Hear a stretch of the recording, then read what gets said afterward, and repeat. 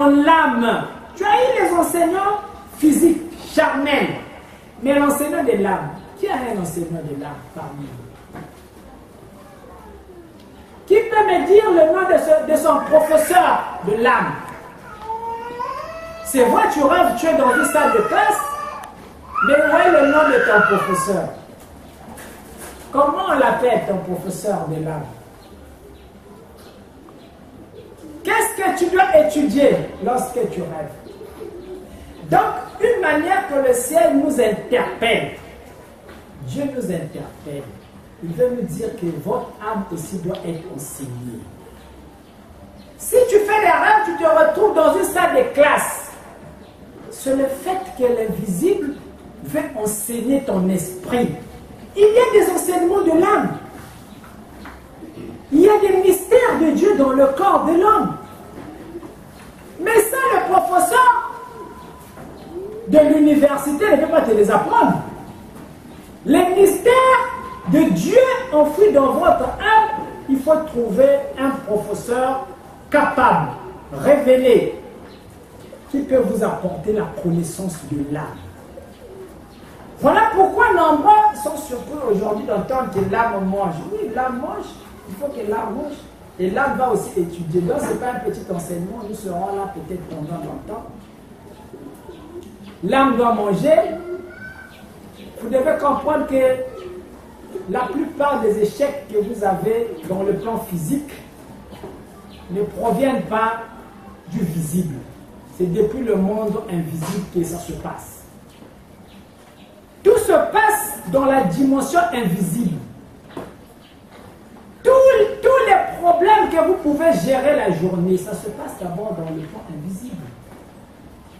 Donc vous devez vous arrêter pour essayer de comprendre les mystères de l'invisible. Le Dieu que vous priez, il n'est pas visible. Le Dieu que nous prions, c'est un Dieu invisible. Mais si on veut le connaître, il faut qu'on rentre aussi dans le plan invisible. Pour connaître ce Dieu que nous prions, ce n'est pas avec la vision physique que nous allons le voir. Alors, nous avons besoin de la connaissance de l'âme. Obligatoirement, vous devez avoir la connaissance de l'âme. Et si les démons nous manipulent, si les sorciers peuvent nous faire du mal, parce que tous les enfants de Dieu ont peur des sorciers. Alors que c'est les sorciers qui devaient avoir en réalité peur des enfants de Dieu. La pyramide est renversée. La pyramide est renversée. Ce sont les démons qui devaient nous craindre. Nous sommes les fils du Très-Haut, du Tout-Puissant. Ce sont les démons qui devaient nous craindre. Mais c'est nous qui avons peur des sorciers. Même un petit cafard dans la maison, on commence déjà à chercher où partir, chercher un moulikoudi quelque part parce que c'est compliqué. Quand un rat passe dans la maison, ça devient déjà compliqué. Alors vous devez comprendre que ça manque dans l'église l'enseignement de l'âme. Les sorciers ont des cercles. Ils ont des cercles. C'est des initiés de la gauche. Ils sont enseignés. Les petits sorciers sont enseignés par des grands sorciers pour prendre la relève de leur royaume. Donc il y a des enseignements qui se passent dans ce monde-là, des sorciers. Mais de notre côté, les enfants de Dieu, quel enseignement de l'âme nous avons dans l'Église? Qu'est-ce que l'Église nous enseigne sur l'âme? Parce que nos combats sont invisibles. Nos combats ne sont pas visibles.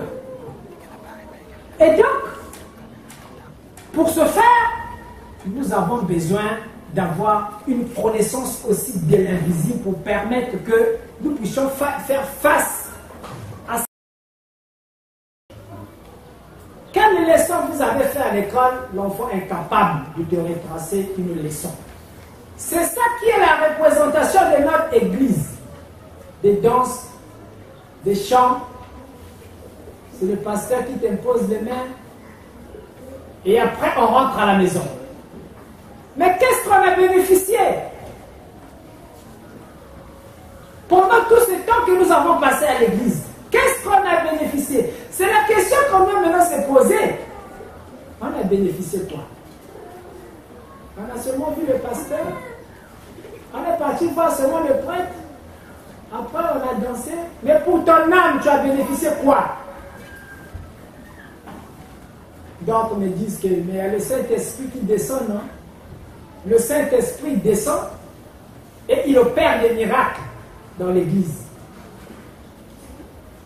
Là encore, c'est une grande question que vous devez vous poser. Est-ce que réellement c'est le Saint-Esprit qui descend? Parce qu'on dit bien Saint-Esprit. Est-ce que vous êtes saint? Quand vous regardez à la vie que vous menez tous les jours, est-ce que vous êtes capable de faire descendre vraiment le Saint-Esprit et venir habiter en vous?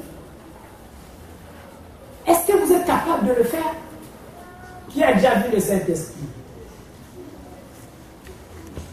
Qui a déjà vu le Saint-Esprit descendre? Il ne faut pas confondre les choses. Vous pouvez faire la transe, mais ce n'est pas le Saint-Esprit. Même les sorciers font des transes. Les sorciers font des transes. Donc, vous devez faire attention avec la spiritualité. Alors, je pense que l'Église aujourd'hui doit évoluer dans la dimension spirituelle. Vous êtes resté longtemps à l'école maternelle. Longtemps. Pendant plusieurs vies, vous avez passé vos vies à l'école maternelle. C'est grave. Plusieurs réincarnations, vous êtes venus dans ce monde, mais à l'école maternelle, même un papa va se fâcher. Un enfant, tu es devenu, tu as maintenant 50 ans. Depuis qu'on est parti te déposer à l'école maternelle, tu es toujours là. Ah non. Aucun papa ne sera content d'un tel fils. Donc Dieu aussi est en colère vers vous. Il est en colère, il ne vous aime plus. Parce que vous n'êtes qu'au maternelle jusqu'aujourd'hui, 60 ans, 70 ans bientôt. École maternelle. Comment? Ça ne marche pas, il y a problème. Les leçons que vous avez apprises depuis que vous êtes parti à l'église, peut-être 5 ans, 2 ans, pour certains, une année, jusqu'aujourd'hui, ce sont les mêmes leçons. Jusqu'à ce que vous allez mourir, vous allez partir. Ce sont les mêmes leçons. Mais vous devez évoluer. Le but de Dieu, c'est comme ton but quand tu vas mettre ton enfant à l'école. Il doit devenir directeur un jour. Dieu aussi veut que vous puissiez évoluer dans sa parfaite connaissance. Vous devez le connaître. Vous devez connaître votre Père. Et pourtant, la Bible vous dit bien que vous êtes l'image et la ressemblance de Dieu. Et quel est le pasteur qui a déjà prêché sur ce verset? Qui a déjà expliqué au peuple de Dieu que oui, vous êtes la ressemblance de Dieu, vous êtes son image, parce qu'il y a ceci, il y a cela. Il y a la divinité en vous. Ça, on ne peut pas expliquer ça à l'église. Parce qu'un professeur, un maître de l'école primaire n'a pas les connaissances nécessaires pour aller enseigner les enfants de l'université. Il n'a pas ce degré, il n'a pas ce niveau. Mais aussi, c'est aussi un enseignant. Mais de l'école primaire, il y a des choses qui l'échappent. C'est comme ça que l'Église aujourd'hui est restée au maternel. Mais cette fois-ci, Dieu veut que vous puissiez changer de dimension. Quand vous lisez dans la Bible des personnages comme des Élie, Moïse, Enoch, des grands hommes de Dieu qui sont passés dans ce monde, ils ont croisé le Seigneur du côté des mystères. C'était des grands spirituels. Vous avez déjà écouté parler de l'église de Moïse? Est-ce que Moïse avait une église? Est-ce que Élie, le prophète, avait-il une église? Vous devez faire cette différence. Mais ils ont croisé Dieu. Ils étaient du côté côté des mystères de Dieu. Ce que nous faisons là, dans l'église, c'est le côté moral. C'est le côté moral, on devenait de bons citoyens de la République. Il ne faut pas voler, il ne faut pas prendre la femme de fruits, il ne faut pas mentir. C'est des bons citoyens. On est des bons citoyens de la République. Mais est-ce que c'est tout? C'est tout ce que Dieu attend de nous? Être des bons citoyens? On doit connaître Dieu. Même si tu es bon citoyen, un sorcier peut te bouffer. Quelles que soient ces règles-là, tu vas les emmagasiner, tu vas les pratiquer. Mais si vous le sorcier va te bouffer tranquillement. Parce que ce n'est pas ça qui va le faire craindre. Ça ne peut pas faire peur à un sorcier. Parce que tu connais toutes les règles, toutes les lois de la Bible, que le sorcier aura peur de t'approcher. Non. Même Jésus, le diable l'avait approché. Il dit, si tu es fils de Dieu. Donc c'est pour vous dire que vous devez comprendre que vous avez besoin aujourd'hui d'évoluer. Et pour évoluer pour votre élévation spirituelle, vous avez besoin d'un enseignant. Un enseignant qui vous apporte les enseignements de l'âme. Et donc, votre âme a besoin de manger. Voilà pourquoi je disais que l'enseignant vous transmet les enseignements. Et dans ces enseignements, avec amour, il vous communique déjà la première énergie.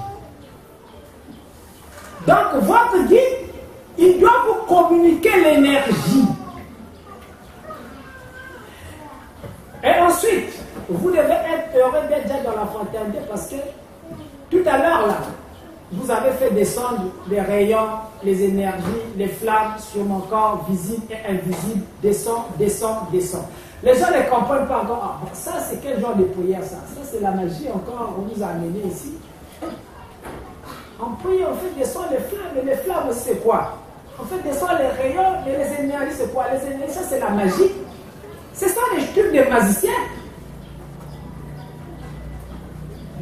Voilà dans quelle dimension l'Église nous a placés. Quand on entend l'énergie, l'énergie, ça c'est pour les magiciens.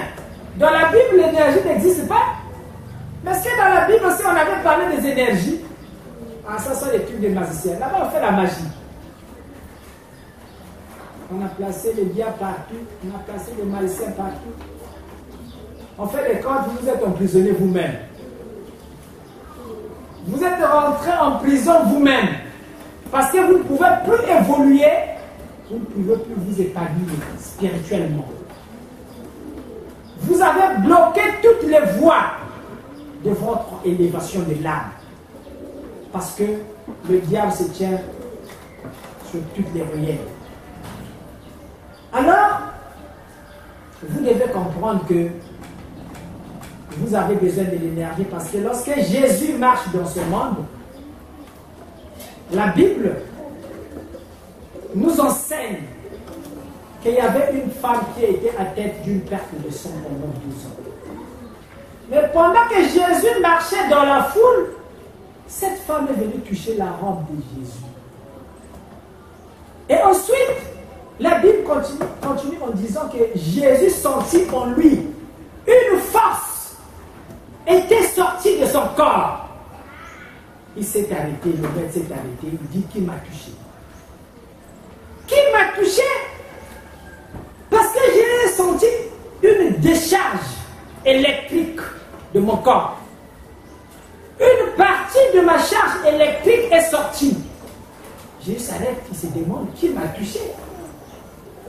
Et les disciples, même par leur ignorance, se disent, mais maître, il y a assez de monde ici, comment tu peux dire que quelqu'un t'a touché?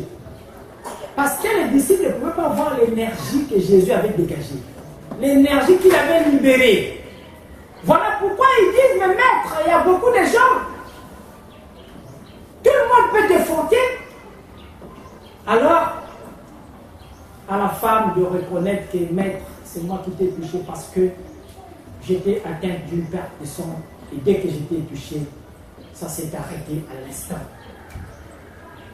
Mais là, la Bible parle de l'énergie, c'est parce qu'on n'a pas utilisé le mot énergie.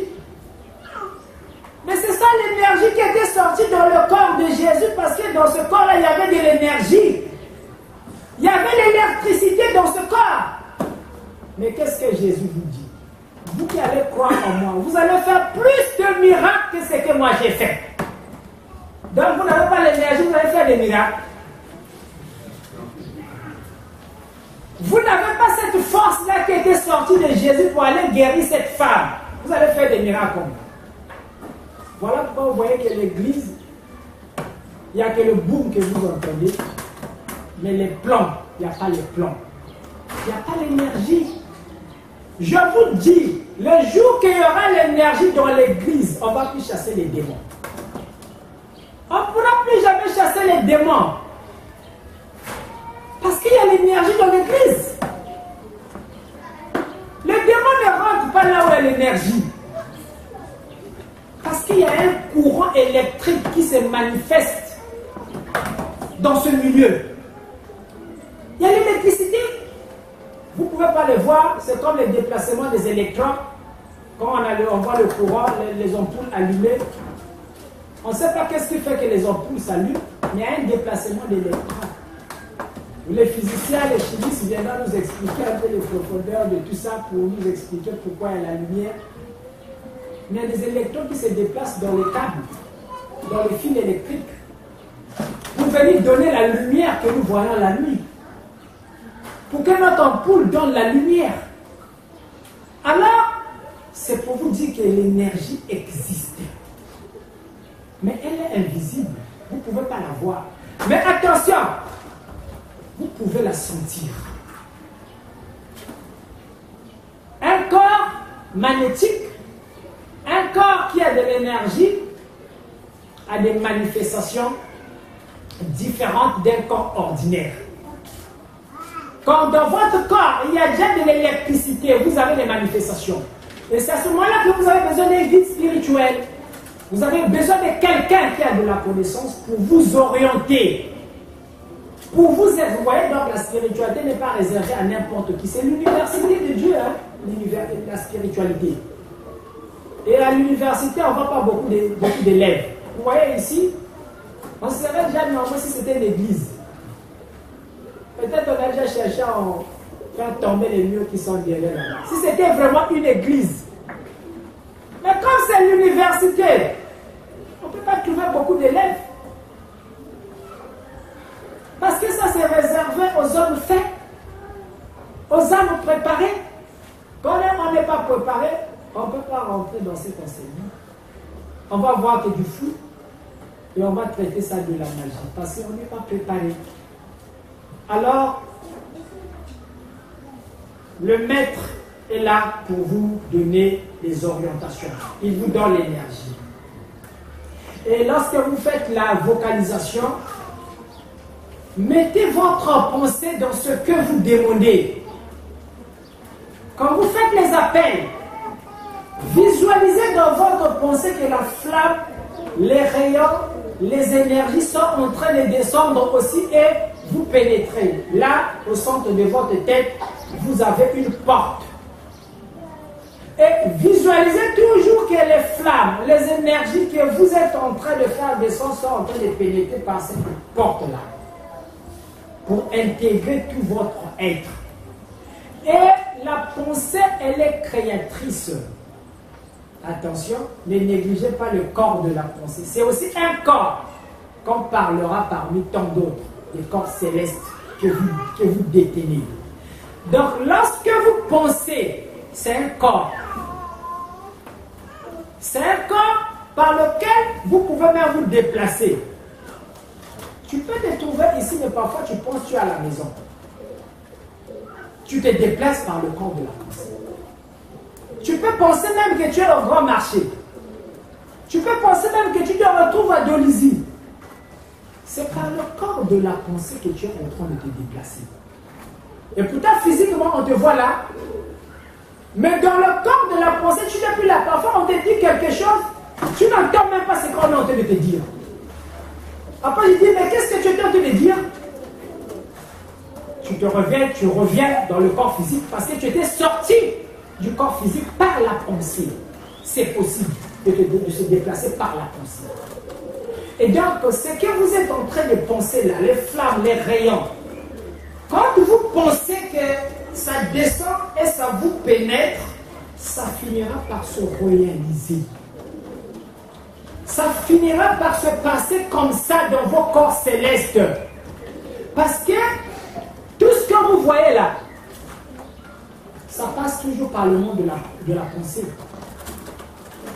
Pour que un Chinois, ou bien peut-être un Européen pense à faire une tablette, un téléphone tablette, c'est passé d'abord par le monde de la pensée. Il a d'abord pensé comment ça doit être.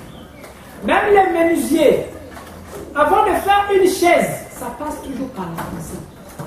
Tout ce que vous voyez, ça passe par la pensée. L'habit que tu portes là, c'est passé d'abord par le monde de la pensée. Le couturier, avant de coudre, il pense d'abord comment ça doit être. Il essaie de donner le plan dans son esprit. Il essaie de regarder dans sa pensée.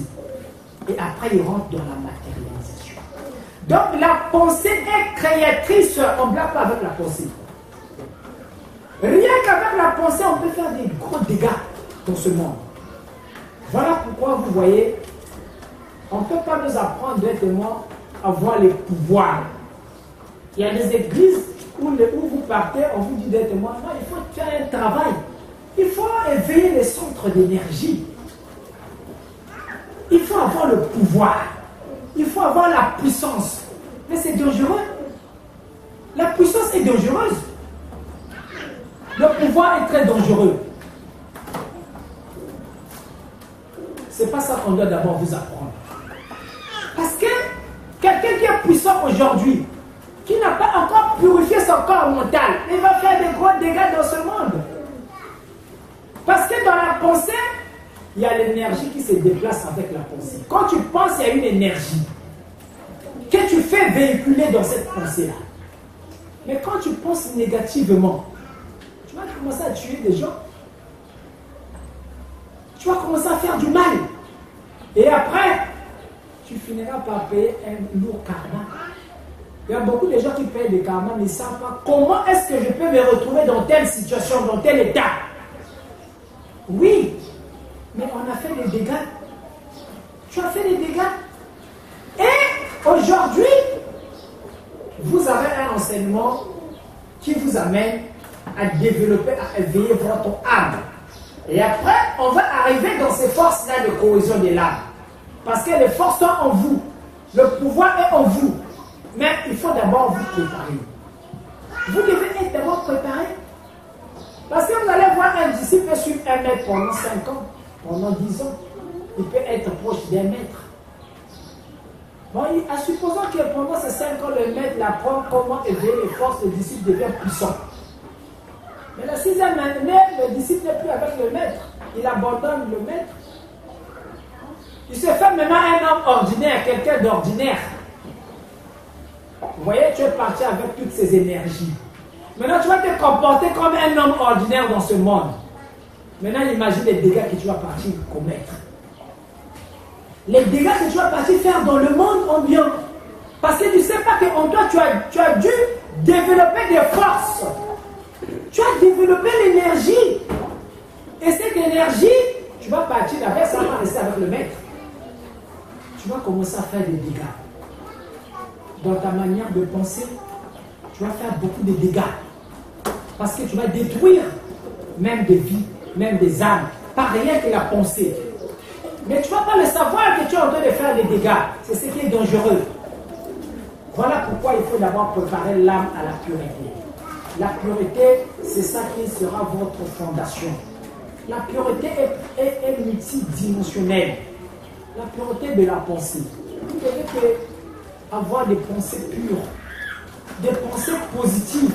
Et ce n'est pas facile dans ce monde où on nous emmerde partout. De penser toujours positivement. Pour quelqu'un peut te faire du mal, tu te dis non, je vais toujours penser le bien pour ce temps. Ce n'est pas facile. Et quand vous vous fâchez, vous dégagez une énergie. Rien qu'en se fâchant, attention, votre aura dégage une certaine énergie. Alors, voyez combien de fois vous avez besoin d'un grand enseignement qui viendra d'abord vous édifier.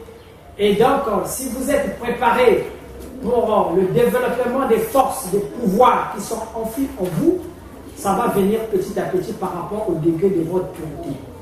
C'est par rapport à votre pureté que votre thermomètre spirituel va indiquer le degré de l'énergie que vous pouvez maintenant supporter. Donc, chacun de nous a son thermomètre pour mesurer l'énergie de son corps, le thermomètre de l'esprit. Alors, c'est beaucoup peut-être plus profond. Le maître peut te transmettre l'énergie. Même s'il ne transmet pas ça de façon physique, il peut te transmettre ça en esprit. Et la véritable énergie que le maître doit te transmettre, il faut que ton âme retrouve la dimension de ton maître. C'est-à-dire que les vraies initiations ne se passent pas de façon physique. Vous voyez, ici, on n'a pas une chambre noire où je vais vous prendre, vous mettre et vous commencer à vous donner des initiations, comme ça se passe dans les écoles que nous connaissons.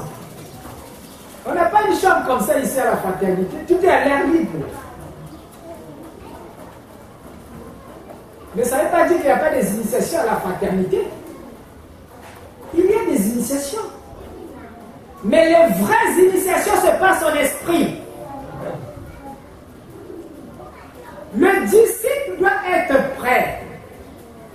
Et son âme doit retrouver le maître en esprit. Tu dois commencer à rêver le maître.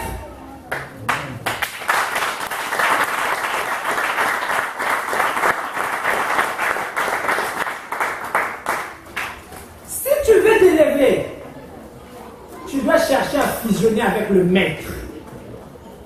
Tu dois commencer à le voir. Quand tu dors, tu dois le voir. Maintenant, comment arriver là? Tu dois d'abord aimer ton maître. Il y a des conditions. Il faut que tu aimes le maître. Si tu n'aimes pas ton maître, tu peux le voir. Tu ne peux pas le voir. Quand tu dors, tu ne peux pas le voir. Parce que lui, il vit dans une autre dimension. Le maître ne vit pas à ta dimension. Il est dans une autre dimension. Maintenant, toi, pour aller vers lui, tu dois d'abord l'aimer. Physiquement, tu dois avoir de l'amour envers ton maître. C'est à ce moment-là que ça sera enregistré dans son âme. Et même son esprit va penser à toi. À ce moment-là, par son rayon, il peut t'attirer vers lui. Par ton magnétisme, il peut t'attirer vers lui. Et c'est à ce moment-là que tu peux commencer à voir les vrais enseignements de l'âme. C'est à ce moment-là que tu peux maintenant rentrer dans les véritables initiations. Là où le maître peut te transmettre de l'énergie. Là où le maître peut te transmettre le savoir. Ça ne va pas se passer, ça ne va pas se limiter dans le plan physique. Non. Donc, le disciple doit chercher d'abord son maître. Physiquement, je peux vous enseigner, mais peut-être en esprit, je ne suis pas votre maître. C'est ça le problème. Peut-être en esprit, je ne suis pas ton maître. Un sorcier aussi peut m'écouter, comme il peut m'écouter, il peut écouter mes enseignements. Mais est-ce que je suis vraiment son maître? Point d'interrogation. Donc, toi, tu dois me chercher. Si réellement je suis ton maître, tu dois me chercher. Le lien doit être visible. Avant que les choses s'unissent dans le plan physique, ça commence d'abord à se lier dans le plan invisible. C'est comme ça que vous voyez aujourd'hui, vous êtes connus avec des gens dans ce monde, vous êtes fait des amis avec des gens dans ce monde. Ce n'est pas venu au hasard. C'est encore une leçon qu'on pourra expliquer dans la réincarnation. Comment c'est fait que tu t'es retrouvé avec tel frère sur ton chemin. Et pourtant, vous n'êtes pas nés de la même famille. Et pourtant, vous n'avez pas grandi dans le même quartier. Mais vous vous êtes retrouvé comme ça par une circonstance de la vie et vous vous êtes familiarisé. Ça n'arrive pas au hasard. Il y a des liens invisibles qui nous lient, mais qu'on ne voit pas par les liens d'affinité. Il y a des liens. Nous avons des liens. Vous ne vous êtes pas retrouvés ici au hasard. Non, ce n'est pas un hasard qui fait que vous puissiez vous retrouver ici. Il y avait des liens invisibles. Et les circonstances de la vie pouvaient faire que tu te rencontres avec un frère qui te parle de la fraternité. Tu te dis, ah, je dois d'abord arriver là-bas. Et quand tu es venu, ton âme a accepté que je dois rester dans ce lieu. Ce n'est pas un hasard. Ça a été tracé comme ça depuis le ciel. Nous sommes comme dans un film où les actions ont été déjà jouées d'avance. Et nous venons juste pour accomplir ce que Dieu avait déjà tracé dans chaque destinée. Alors, vous avez besoin de faire manger vos corps célestes. Votre âme a besoin de manger parce que lorsque vous êtes affamé, les sorciers profitent de venir vous donner à manger la nuit. Voilà pourquoi vous voyez, vous pouvez rêver, vous mangez le saka la nuit, vous mangez la viande la nuit, vous mangez tout ce que vous trouvez la nuit. C'est parce que votre âme est affamée. Vous n'avez jamais appris à faire manger votre âme. Et donc, cette nourriture que vous mangez la nuit, c'est ça qui souille votre aura. Et quand ça vous souille, tout ce que vous faites physiquement ne peut pas marcher. Rien ne peut marcher dans votre vie. Et il faut que le ciel te fasse grâce de trouver quelqu'un qui a de la connaissance qui va t'aider à aller purifier votre aura. Parce qu'il faut quelqu'un que tu trouves, que tu aies la grâce de trouver quelqu'un qui a cette connaissance-là. Pour aller purifier votre aura. Vous voyez, il y a beaucoup de gens, parfois, quand ils viennent, ils passent par un bain. Parce que quand ils viennent de maître, moi j'ai des blocages. Moi, maître, il y a ceci, il y a cela. Ma vie est comme ça, tout est bloqué. Il ne sait pas que c'est un problème seulement de son aura qui est sombre. Bon, je te dis, moi, tu fais quand même un bain. Parce qu'en passant par le bain, tu vas recevoir une petite purification, une petite énergie qui va alimenter ton aura. Et la plupart des personnes, quand ils font le bain après, ils reviennent, ah mec, je commence à voir beaucoup de choses commencent à changer dans ma vie. Hein. Mais il y a telle chose, par exemple, qui ne marchait pas. Aujourd'hui, je commence à voir, il y a beaucoup de changements. Mais c'est quoi? Mais c'est un problème de votre aura. Quand votre aura est sombre, l'aura change de couleur. Ça peut prendre toutes les couleurs que vous connaissez. Ça peut être rouge quand vous êtes en colère. Oui, quand vous rentrez en colère, votre aura devient rouge. Vous dégagez une énergie rouge autour de vous. Et à ce moment-là, quand quelqu'un rentre dans votre aura, vous pouvez faire du mal. L'aura peut être blanchie par votre pureté, du fait que vous menez une vie pure, une vie pieuse, votre aura peut être pure. Et quand l'aura scintille et met ses rayons, tout ce que vous faites dans la vie, vous voyez, les portes sont ouvertes. Vous faites quelque chose, même dans le commerce, ça marche. Vous n'avez pas de fétiche, mais votre commerce marche. Mais parce que votre aura peut attirer, c'est une force, c'est un magnétisme. Ça a la capacité d'attirer les clients. C'est ça qui est la véritable chance qu'on doit vous apprendre. Ce n'est pas les petits grilles que vous mettez devant la porte là.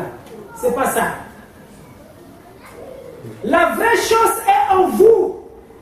N'allez pas chercher des fétiches pour venir faire marcher votre commerce. On va vous donner un démon qui va appeler, attirer les clients à tout moment. Mais après, ce démon-là va chercher à récompenser son énergie. Après, il finira par t'avaler toi-même.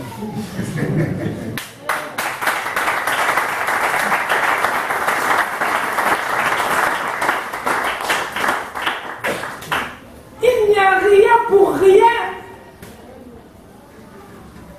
Voilà pourquoi je veux que vous puissiez prendre connaissance de la véritable force naturelle qui somnole dans les profondeurs de votre âme. L'âme est très puissante. Votre corps là, il peut rêver pendant que vous avez la pipi. Il y a un vrai ngolo. na vrai ngolo. Mais Benzave. Ni bandoke pour landa ben. Parce que si Bantia Zaba, que baké na vrai ngolo. Dès que t'as le vrai passe à Bantia. Donc il faut mettre Kouanis bar, il faut mettre Souye bar, il faut mettre gaspiller bar, il faut mettre la kispa qui dit bête baké na ngolo. Que les enfants de Dieu n'ont eu aucune connaissance des forces de cohésion de leur âme. Vous allez me dire que naître, peut-être parce qu'on ne savait pas. Si on savait, on allait apprendre pour que on soit au-dessus de ces entités inférieures. Mais maintenant, la chance vous est donnée. Maintenant, l'occasion vous est donnée. On va voir si vous allez arriver. Les entraînements de l'âme ne sont pas faciles. Il faut maintenant entraîner l'âme. Mais les entraînements de l'âme ne sont pas faciles. Vous savez, il y a des gens qui ont commencé avec moi depuis très longtemps. Après d'autres, ils ont fui.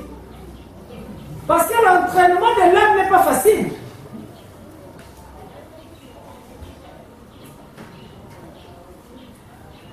L'éveil de l'âme, le développement spirituel de l'âme, c'est pas facile.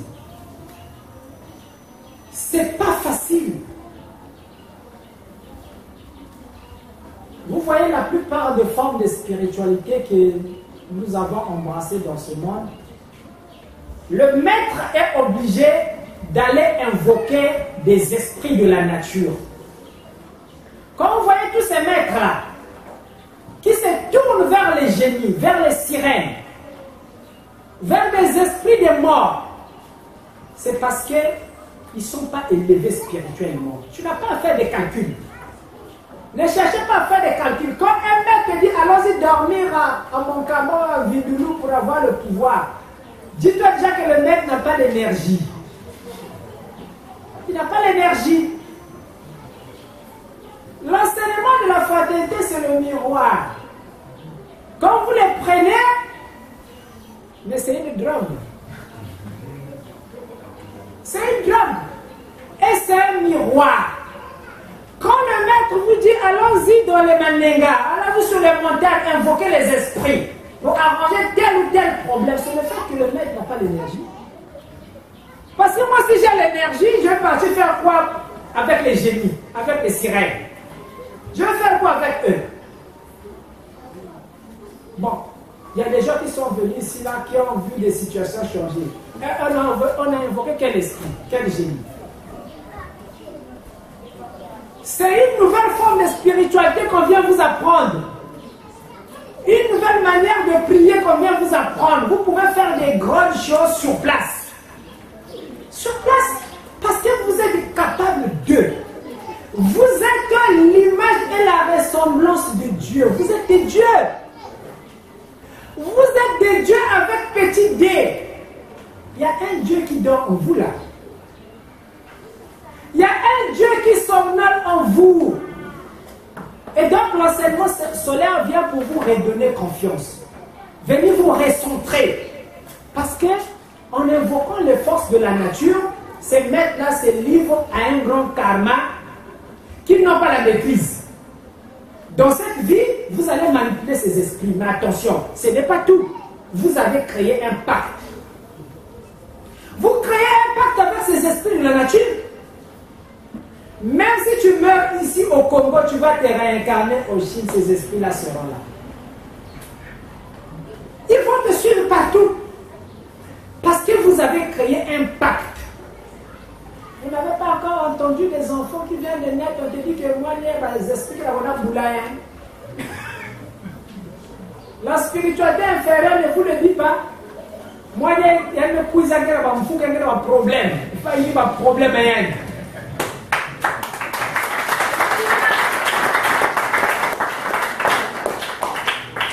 La spiritualité inférieure est incapable d'expliquer ça.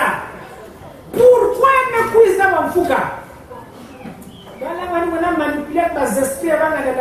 va lui penser qu'il y a cela, mais c'est pas facile. Ça doit te suivre partout où tu vas te réincarner. Mais que boule de vos esprits là. On va te taper.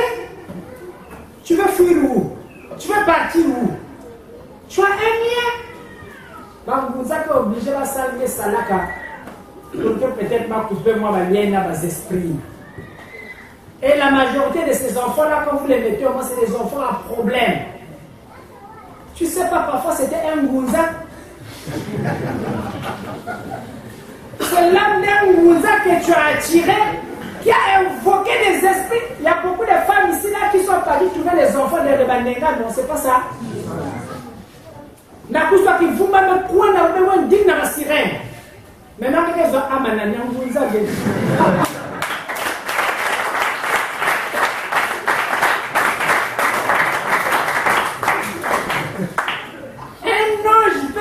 Dans les Manenga, beaucoup de femmes ont eu des enfants têtus comme ça. Elles ont mis au monde des enfants têtus. Et bien ça dans un côté. Vous devez faire très attention avec les formes de spiritualité que vous avez embrassées. Voilà pourquoi moi mon souci, parce que vous ne voyez pas les dangers. Les dangers qui n'ont pas la même métal VA. Bon. Moi, je préfère vous ramener sur le chemin difficile. Le chemin de la lumière verticale. C'est un chemin difficile. Mais c'est un chemin qui n'a pas de risque. Là, vous n'avez pas de risque. Si tu es pur, tu vois la gloire de Dieu se manifester en toi. Si tu es impur, l'Esprit de Dieu te quitte. Tu ne vois pas la manifestation de Dieu. Et donc, ça prend du temps et il faut des enseignements pour vous ramener dans la présence du Père. Le Père qui est en vous, le Père qui somnole en vous. Ça prendra du temps, mais mettez un peu de la volonté. Déjà là, il y a beaucoup de gens qui sont en train de se dire, mais maître, il faut déjà qu'on commence. Il y a de ceux qui viennent me voir, mais maître, il faut qu'on commence déjà. Oui, on va commencer, on va voir si vous allez arriver. On va commencer par le sport. Commencer à faire des pompes. Tu vas arriver de faire les pompes. Ça va commencer là-bas. Vous voyez, l'élévation de l'âme, le sport intervient. Le sport, c'est Dieu qui a créé le sport. Le sport vient de Dieu. Dieu fait le sport. Peut-être qu'on commence à vous parler d'un Dieu où vous n'avez pas. En fait, vous ne vous attendez pas à un Dieu comme ça. On vous a pris Dieu dans l'église, mais aujourd'hui on vous parle d'un autre Dieu. Dieu fait le sport, ne vous en faites pas. Dieu c'est un karatéka.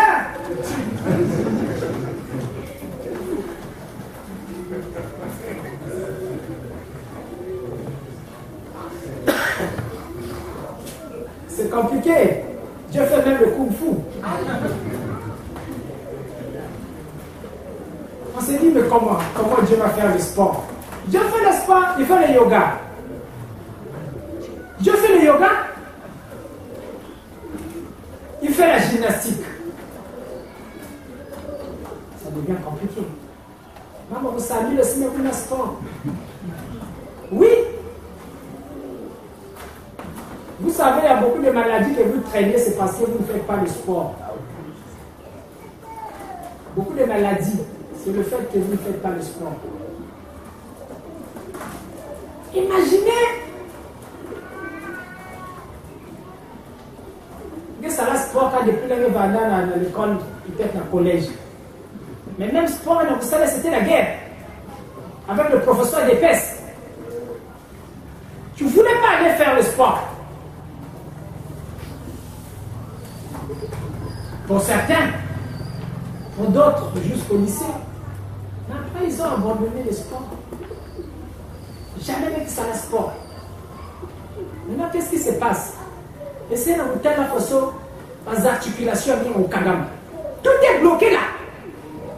Les articulations sont bien bloquées. Et comme c'est bloqué, regardez pourquoi est-ce que la spiritualité t'amène à faire le sport. Dans votre corps physique là, dans cette enveloppe là, c'est là où baignent les corps célestes. Donc, quand nous sommes dans le corps céleste, on va te parler même des points vitaux dans le sport. Et ces points-là, ce sont des centres d'énergie. Ce sont des centres d'énergie dans le corps de l'homme. Vous voyez, la spiritualité commence à faire intervenir même le sport. Et donc, pour tous ceux qui sont aptes, on est en train de préparer un programme en 2022 là, peut-être même en février. On va déjà donner un jour où on va commencer à courir. Vous qui voulez élever votre âme, vous qui voulez élever votre esprit, vous qui voulez faire manger votre âme, on va le stimuler, on va la stimuler. On doit stimuler notre âme parce qu'elle est endormie, elle est en train de dormir. Dans les combats, nous ne sommes pas forts parce que notre âme n'a aucune énergie. On doit s'échapper.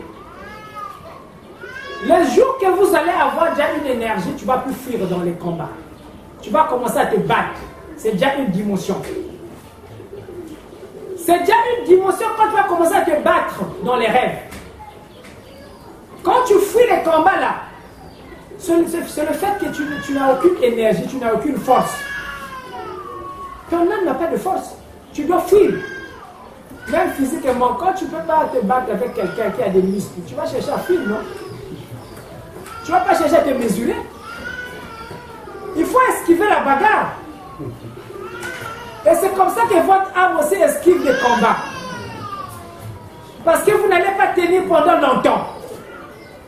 C'est une dimension. Et vous devez changer cette dimension-là. Je pense qu'il est temps pour vous de vous éveiller. Le maître sera là. Il va vous aider.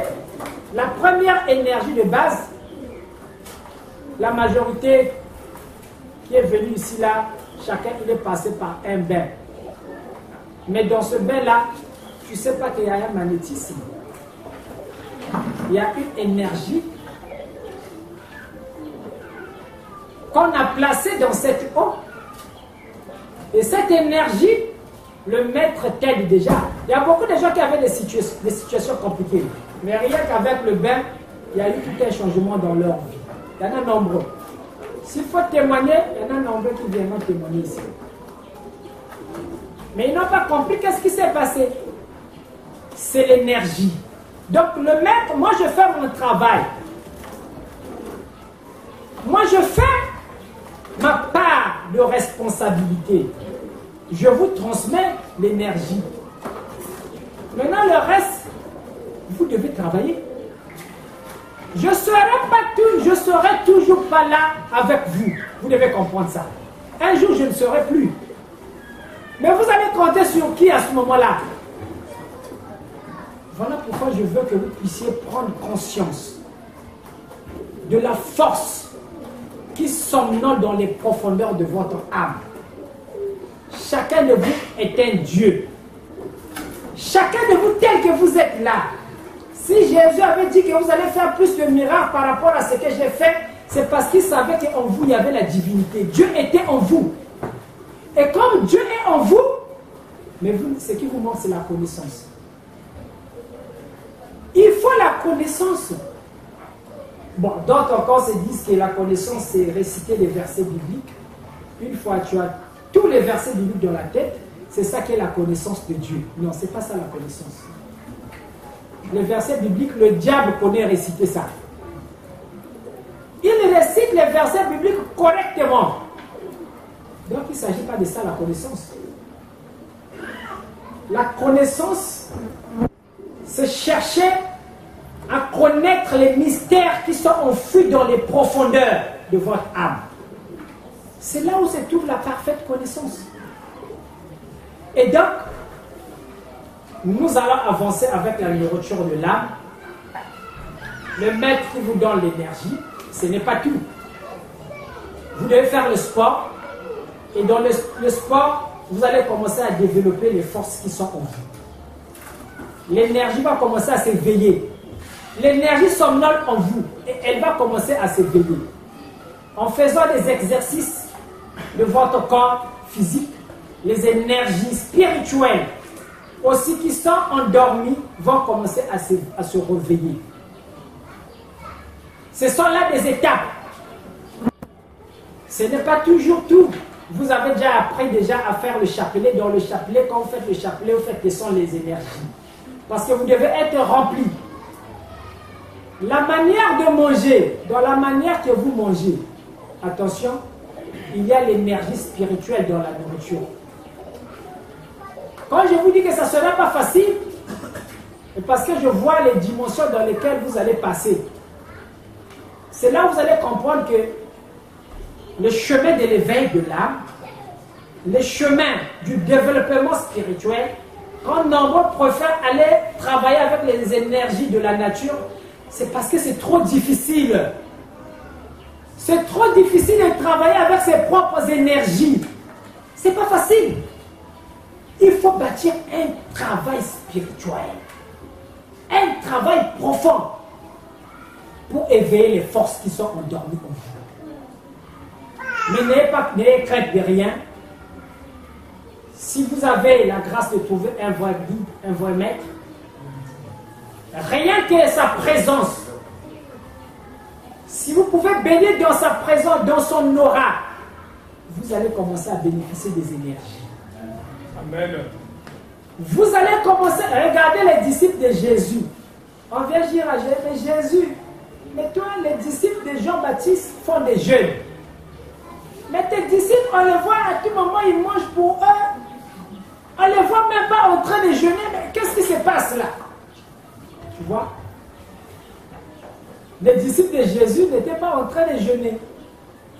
Mais pourquoi ils ne pouvaient pas jeûner comme les disciples de Jean-Baptiste? Et c'est parce que Jésus était un central d'énergie. Et comme autour de lui il y avait de l'énergie, les disciples pouvaient en bénéficier sans même faire la méditation.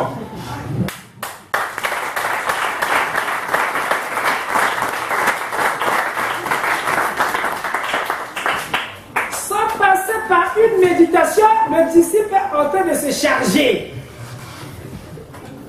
Il se charge. Il est à l'abri. Il n'est pas attaqué par les démons. Il est tranquille. Il dort bien. Mais les disciples déjà ont des problèmes avec les démons. Les disciples déjà ont des problèmes avec des démons. Il faut chasser à tout le monde. Il y en a beaucoup qui ont eu à faire cette expérience, qui savent que c'est comme ça. Quand vous baignez